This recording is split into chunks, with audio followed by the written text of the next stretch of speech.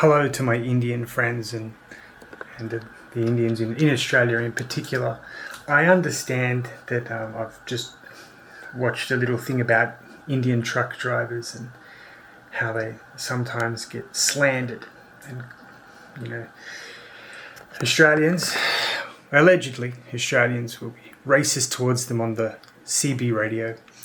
I'm very, look, number one, I'm disgusted that anybody would do that to you, and I think that's really wrong. But you have to understand what blowback is.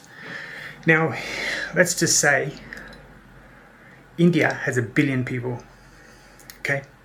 In the year 2000, there were 1 billion Indians. All right. Now, suddenly, Pakistan and Indonesia turn up at your doorstep, right? Enter your country because your government allows them to migrate. But the infrastructure in India hasn't increased. 500 million new homes haven't been built.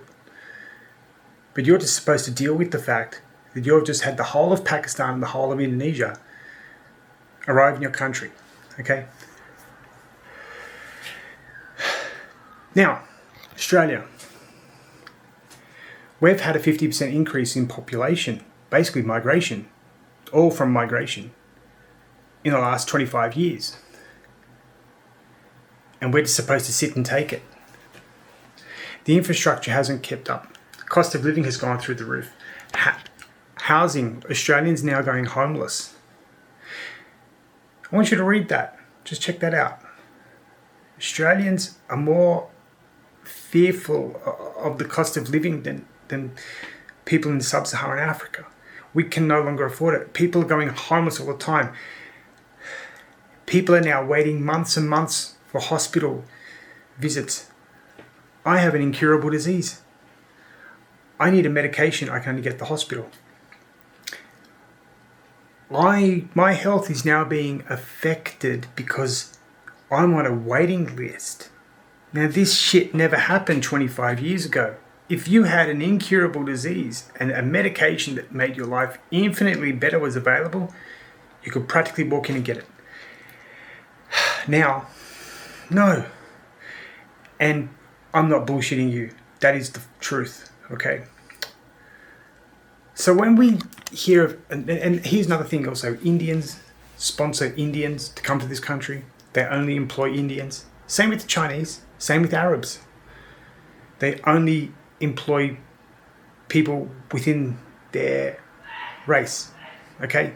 That's always happened. Transphobia, Islamophobia has been pushed on the Caucasian Australian, the white Anglo-Saxon Protestant. We have been told diversity is our strength, but there are now suburbs in Australia where they're just one race. There's no diversity required of the non-white people. Okay. A Vietnamese friend of mine she's Vietnamese descent. Her family escaped communist Vietnam.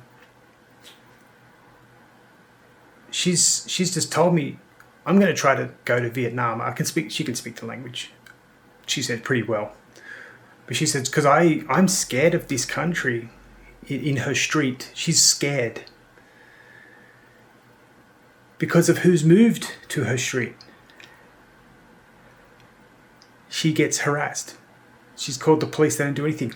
I met an Indian student at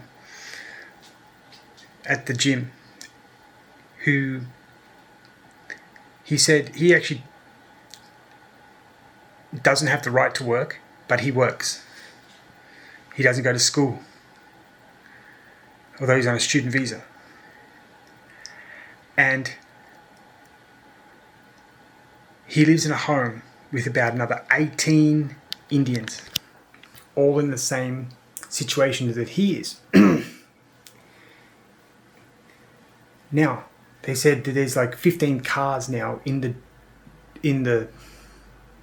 the street that they live in, and they block traffic for other people And he knows that he has to move soon because the police keep getting called because they're loud, they play music loud, they drink. And he said that he doesn't really like staying there, but he has to because he's basically working tax-free under the table. And he said, but I said, who runs the business? Because it's Indians. They own restaurants and supermarkets and other shops. It's just everybody is like this. It's all under the table. It's all cash business. So we see a lot of these problems, right?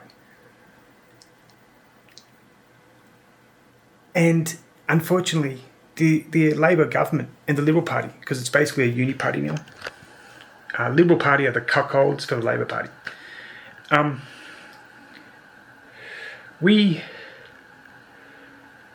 not allowed to speak out against it either, because we're just seen as, being racist, right? But they're not doing anything to stop this. They're not doing anything to build another 2 million homes as we need. They're not doing anything to actually improve the quality of life for Australian-born Australians, right? We're getting crushed, decimated by the people who we gave the responsibility to look after our nation. So please understand, I'm very sorry it happens to you, but this is the blowback. And don't blame the Australian people. I want you to blame the leadership, the political leadership that allowed this mess to happen. Because I can tell you 30 years ago in Australia, when I was a 16, 17-year-old kid, this kind of stuff didn't happen. If we met a Sikh, we'd be like, oh mate, what's that? Oh, I'm Sikh. I'm from India. I'm Punjab region. Oh mate, that sounds good. I'd like to go there one day. That was the average. And I'll tell you what, that's probably the average today too. Sikhs are great, Hindus are great, no problem. They don't try to come in here and change all our laws and everything, as some other ideologically fixated groups do. But you're going to have to expect this blowback because there is no way for us to vent our anger to the government because now they're going to consider it hate speech. And it doesn't seem like any political party other than One Nation, the Nationals, are looking to do anything about migration. It's completely out of control. Just remember, our population has increased by 50% since the year 2000. So you're going to have to expect blowback. We miss our great Australian culture and traditions and traits. But our Prime Minister doesn't even put an Australian flag on his jacket when he goes to meet other world leaders. That's how seditious and treacherous our politicians are right now. We don't even have somebody fighting for us right now in the political leadership. So I'm sorry, but this is the blowback you will get. You're going to have to deal with it. Because I'm going to say the honest truth. A lot of us miss our country. I've lived overseas for 20 years. And I don't recognize my country anymore. And I really miss my good old 1995 Australia. Because at least I knew my country then. You wouldn't like it to happen in India, so why do you think that we should like it happening here in Australia? We don't. We don't want it. But I pray to God that nothing happens to you. And I am disgusted by people using the CB radio for racial slurs. All right, good people. Stay safe.